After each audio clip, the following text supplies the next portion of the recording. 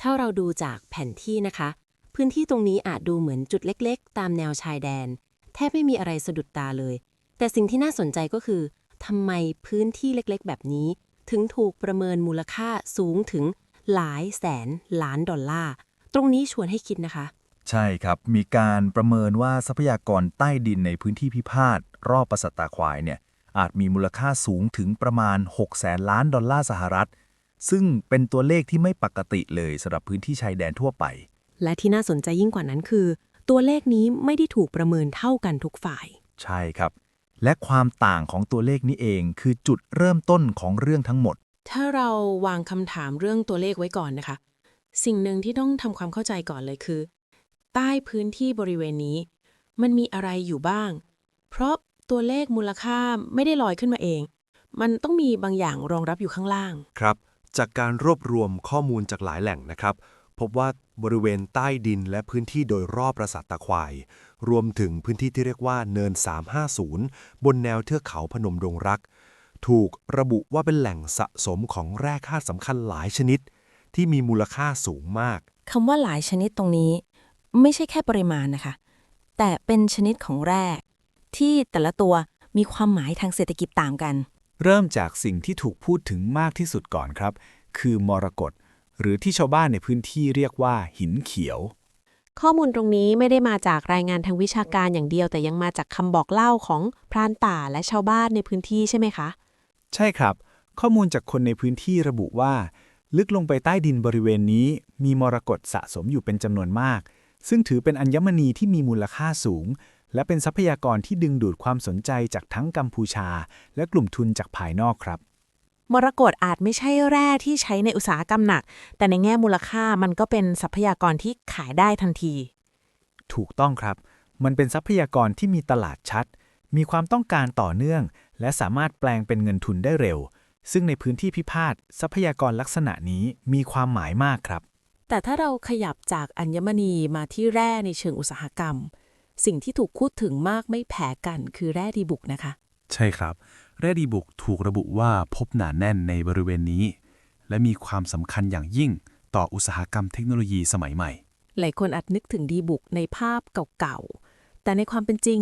ดีบุกยังอยู่ในระบบเทคโนโลยีปัจจุบันใช่ไหมคะใช่ครับดีบุกเป็นวัตถุดิบสำคัญในกระบวนการผลิตชิปแผงวงจรและอุปกรณ์อิเล็กทรอนิกส์ต่างๆแทบทุกชิ้นที่เราใช้อยู่ในชีวิตประจำวันแปลว่ามันไม่ใช่แค่แร่พื้นฐานแต่มันผูกอยู่กับห่วงโซ่เทคโนโลยีทั้งหมดถูกต้องครับและเมื่อโลกเข้าสู่ยุคที่การแข่งขันด้านเทคโนโลยีรุนแรงขึ้น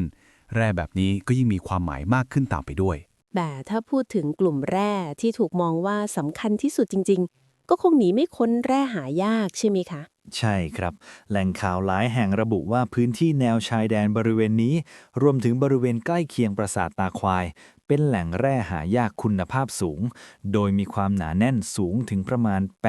8.7% ซึ่งถ้าเทียบกับค่าเฉลี่ยโลกที่อยู่ราว 2% ถือว่าสูงมากเลยนะคะใช่ครับและตรงนี้เองที่ทำให้พื้นที่นี้ถูกจับตามองในระดับนานาชาติแร่หายากที่ถูกพูดถึงไม่ได้เป็นกลุ่มกว้างๆแต่มีการระบบชื่อชัดเจนด้วย ถูกต้องครับอย่างดิสโพรเซียมซึ่งเป็นแร่หายากชนิดหนักมีราคาสูงมากและจำเป็นต่อการผลิตแม่เหล็กกำลังสูงแม่เหล็กกำลังสูงที่ใช้ในเทคโนโลยีขั้นสูงใช่ไหมคะใช่ครับทั้งในมอเตอร์รถยนต์ไฟฟ้ากังหันลมและระบบควบคุมอาวุธแล้วเซอร์โคเนียมล่ะคะเซอร์โคเนียมถูกใช้ในอุตสาหกรรมนิวเคลียร์ชิ้นส่วนทนความร้อนและอุตสาหกรรมยานยนต์ขั้นสูงซึ่งทั้งหมดเป็นอุตสาหกรรมเชิงยุทธศาสตร์ยังมีแร่อื่นๆอีกใช่ไหมคะใช่ครับยังมีซัมเรียมกาโดลิเนียมลูเทเซียมสแกนเดียมและยิเทรียมซึ่งเป็นวัตถุดิบสำคัญของระบบนำวิถีขีปนาวุธและเครื่องบินรบอย่าง F-35 พอรวมภาพทั้งหมดเข้าด้วยกันเราจะเริ่มเห็นนะคะว่าทรัพยากรใต้ดินตรงนี้ไม่ได้สำคัญเพราะมีเยอะอย่างเดียวแต่สำคัญเพราะมันเชื่อมโยงกับระบบอำนาจสมัยใหม่โดยตรงใช่ครับและนี่คือพื้นฐานที่ทำให้ตัวเลขมูลค่าไม่ใช่เรื่องเกินจริงในเชิงการเมืองแม้จะยังถกเถียงกันได้ในเชิงเทคนิคเพราะว่าเมื่อทรัพยากรเชื่อมกับเทคโนโลยีอาวุธและอุตสาหกรรมแห่งอนาคตพื้นที่นี้ก็ไม่อาจถูกมองเป็นแค่พื้นที่ชายแดนได้อีกต่อไปถูกต้องครับ และจากจุดนี้เองเราจึงต้องไปดูต่อว่าตัวเลขเหล่านี้ถูกใช้อย่างไร และถูกประเมินต่างกันเพราะอะไร เมื่อพูดถึงมูลค่าแร่ธาตุในพื้นที่พิพาทโดยเฉพาะบริเวณรอบปราสาทพระวิหารและแนวเทือกเขาพนมดงรักสิ่งหนึ่งที่เห็นชัดมากคือ ตัวเลขที่ไทยกับกัมพูชาใช้อ้างอิงต่างกันอย่างมหาศาลนะคะ ใช่ครับ ความแตกต่างนี้ไม่ได้เกิดจากความผิดพลาดเล็กๆ แต่เกิดจากทั้งข้อมูลการสำรวจที่ใช้ และแรงจูงใจเชิงยุทธศาสตร์ที่ต่างกัน ขอเริ่มจากตัวเลขก่อนเลยนะคะ เพราะตรงนี้ต่างกันชัดมาก รายงานการสำรวจทางธรณีวิทยาของกัมพูชาในปีพศ 2567 ประเมินมูลค่าแร่หายากในพื้นที่พิพาทไว้สูงถึงกว่า 600,000 ล้านดอลลาร์สหรัฐ หรือประมาณ 20 ล้านล้านบาท ในขณะที่รายงานการสำรวจของไทย ประเมินมูลค่าไว้เพียงประมาณ 10,000 ล้านดอลลาร์สหรัฐเท่านั้น ต่างกันระดับนี้มันแทบจะไม่ใช่แค่เรื่องวิธีคำนวณแล้วนะคะ ถูกต้องครับ หนึ่งในปัจจัยสำคัญคือการประเมินความหนาแน่นของแร่ที่กัมพูชาใช้อ้างอิง ตรงนี้คือจุดที่ตัวเลขเริ่มพุ่งใช่ไหมคะ ใช่ครับ แหล่งข่าวสรุปว่ากัมพูชาอ้างการสำรวจที่พบแร่หายากคุณภาพสูง โดยมีปริมาณแร่มากกว่า 100,000 ตัน และมีความหนาแน่นสูงถึง 8.7% ซึ่งสูงกว่าค่าเฉลี่ยโลกที่อยู่ราว 2% อย่างมาก ถ้าใช้สมมุติฐานแบบนี้ ตัวเลขมูลค่าก็จะขยายขึ้นทันที ใช่ครับ แต่ในอีกมุมหนึ่ง สื่อและแหล่งข้อมูลหลายแห่ง มองว่าการประเมินมูลค่าของกัมพูชาที่ระดับ 600,000 ล้านดอลลาร์นั้น อาจค่อนข้างเกินจริงไปเล็กน้อย เมื่อเทียบกับตัวเลขของฝั่งไทยที่ใช้กรอบการประเมินแบบระมัดระวังมากกว่าครับ แปลว่าความต่างไม่ได้อยู่แค่ที่ข้อมูล แต่อยู่ที่มุมมองด้วย ถูกต้องครับ และยังมีอีกปัจจัยหนึ่งที่ทำให้ตัวเลขดูสูงขึ้นอย่างรวดเร็ว คือความผันผวนของราคาตลาดโลกครับ โดยเฉพาะในช่วงที่โลกมีความตึงเครียดด้านการค้าและเทคโนโลยีใช่ไหมคะ ใช่ครับ ในช่วงสงครามการค้าระหว่างจีนกับสหรัฐ มีการควบคุมการส่งออกแร่หายาก ส่งผลให้ราคาแร่บางชนิด พุ่งสูงถึง 210% ภายในเวลาไม่ถึง 1 เดือนครับ จนในบางช่วงแร่หายากมีมูลค่าสูงกว่าทองคำเลย ใช่ครับ เมื่อราคาตลาดผันผวนรุนแรงแบบนี้ การประเมินมูลค่าโดยอิงราคาสูงสุดในช่วงเวลาใดเวลาหนึ่ง ก็ยิ่งทำให้ตัวเลขรวมดูสูงขึ้นอย่างมากครับ สรุปแล้วความแตกต่างของตัวเลขไม่ได้มีคำอธิบายเดียว ใช่ครับ มันเกิดจากข้อมูลการสำรวจที่เลือกใช้ สมมุติฐานเรื่องความหนาแน่น มุมมองต่อความเป็นไปได้จริง และสภาวะตลาดโลกที่ผันผวนครับ และเมื่อรวมทุกอย่างเข้าด้วยกัน ตัวเลขเหล่านี้ก็เริ่มมีบทบาทมากกว่าการแค่บอกมูลค่า ถูกต้องครับ มันกลายเป็นส่วนหนึ่งของการกำหนดท่าที และตำแหน่งของแต่ละฝ่ายในสมการที่ใหญ่กว่านั้นครับ พอเรามองเห็นแล้วว่าตัวเลขมูลค่าแร่ธาตุในพื้นที่พิพาทแตกต่างกันอย่างมากคำถามสำคัญถัดมาก็คือตัวเลขเหล่านี้ถูกนำไปใช้ในระดับที่ใหญ่กว่านั้นอย่างไรนะคะ การประเมินมูลค่าให้สูงมหาศาล ไม่ได้มีความหมายแค่ในเชิงเศรษฐกิจ แต่มันทำหน้าที่เป็นเครื่องมือทางภูมิรัฐศาสตร์อย่างชัดเจน โดยเฉพาะเมื่อผู้เล่นหลักไม่ใช่แค่ประเทศในพื้นที่ แต่เป็นมหาอำนาจระดับโลก ถูกต้องครับ ในบริบทนี้ตัวเลขมูลค่าที่สูงมาก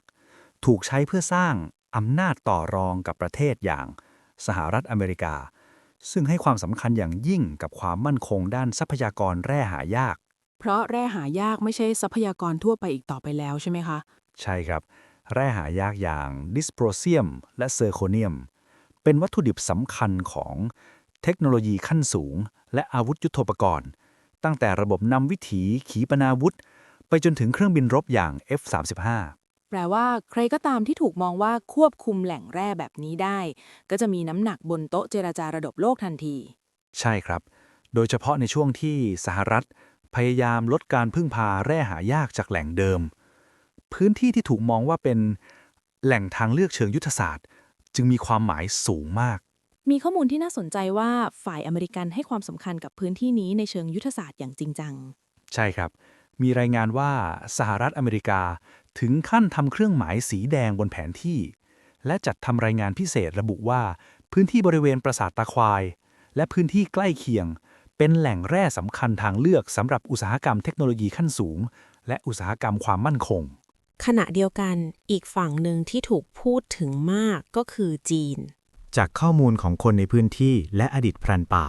มีข้อสังเกตว่ากลุ่มทุนจากจีนให้การสนับสนุนกัมพูชาอย่างใกล้ชิด เนื่องจากมีความต้องการทรัพยากรใต้ดินในบริเวณนี้โดยตรง ทั้งในแง่อัญมณีและแร่ในเชิงอุตสาหกรรม ใช่ครับ โดยเฉพาะมรกตหรือหินเขียว และแร่ดีบุก ซึ่งเป็นทรัพยากรที่จีนต้องการสูง หากกัมพูชาสามารถควบคุมพื้นที่นี้ได้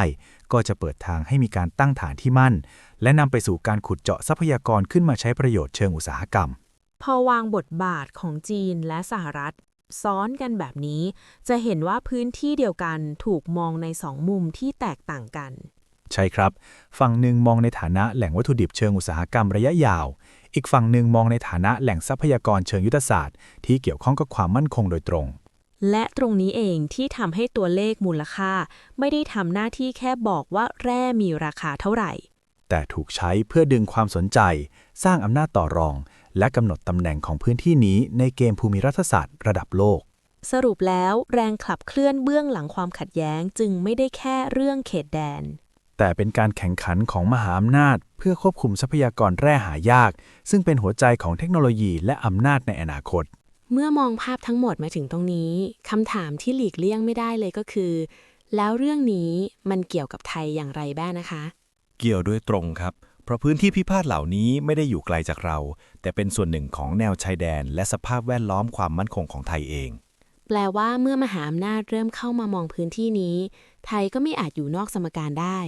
ใช่ครับ เพราะเมื่อทรัพยากรถูกผูกเข้ากับเทคโนโลยี อุตสาหกรรมและอำนาจต่อรองระดับโลก